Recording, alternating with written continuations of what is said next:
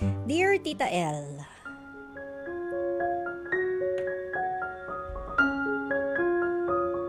nakatagpo po ako ng lalaki na para sa akin ay isang ideal husband. Career-oriented, pinalaki ng maayos na mga magulang at siya ang laging nagyayaya sa akin tuwing linggo sa simbahan.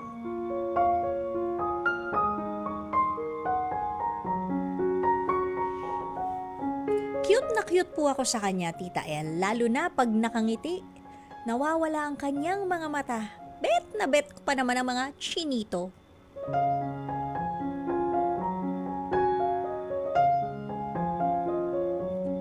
Sa tuwing nasa galaan kami, Tita L, ang daming nakatingin sa kanya. Ako naman, selosa. Para akong batang nagbabantay sa hawak kong candy kasi baka ako'y maagawan.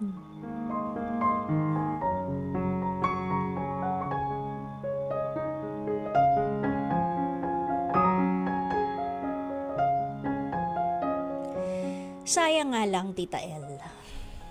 Late na siya umamin ng kanyang feelings for me.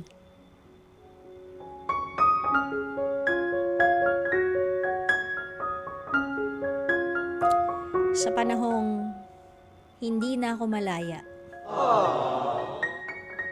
mananatili ko na lang siyang best friend at ninong ng magiging anak ko.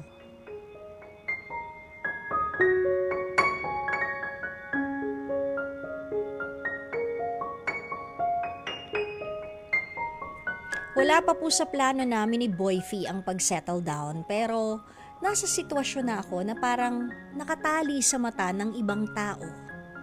Mga taong nag-aantay na lang sa invitation card ng kasal namin. Sa aming magkakaibigan, kung love life ang pag-uusapan, ako raw ang pinakamaswerte sa magiging asawa ko.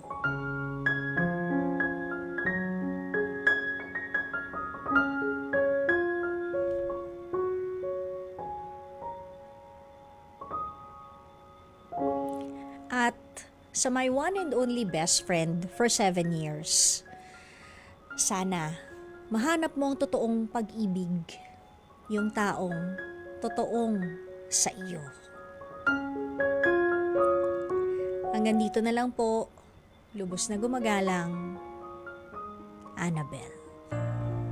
Annabelle, natutuwa ako sa'yo kasi meron kang paninindigan. And I guess na-realize mo na yun nga, kahit na umamin pa siya, because your eyes and your feelings, your emotions are already set on this person, which is not your best friend, nakaamin lang lately, I guess it says so much of your character, di ba? And for your best friend, siguro kaya lang din siya napaamin ng bigla ay dahil nalaman nga niya na ikakasal ka na.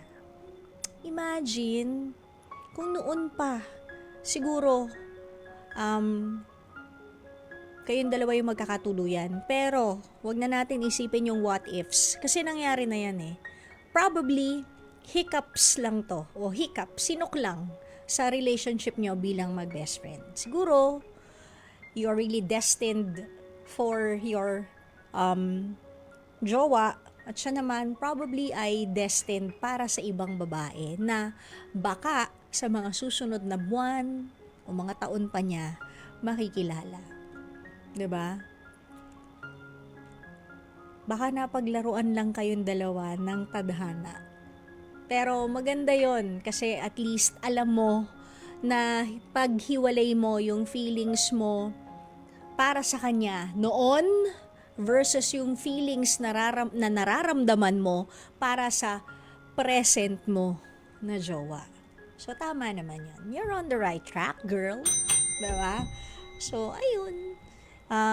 Wishing you all the luck sa future, diba, na marriage mo. And para dun sa best friend mo, kung nakikinig din siya ngayon, Kuya! Tagal mo eh! Ba yan? Ka ba? Nagalit. Tagal mo naman kasi, inamag na. tuloy. Charot. Kuya, kung nakikinig ka man sa best friend ni Annabel, ipagdasal mo na kung hindi man ngayon, ipagdasal mo yung tamang babae na darating sa buhay mo na mamahalin mo ng panghabang buhay. At kahit sa kabilang buhay. Okay? Ganon!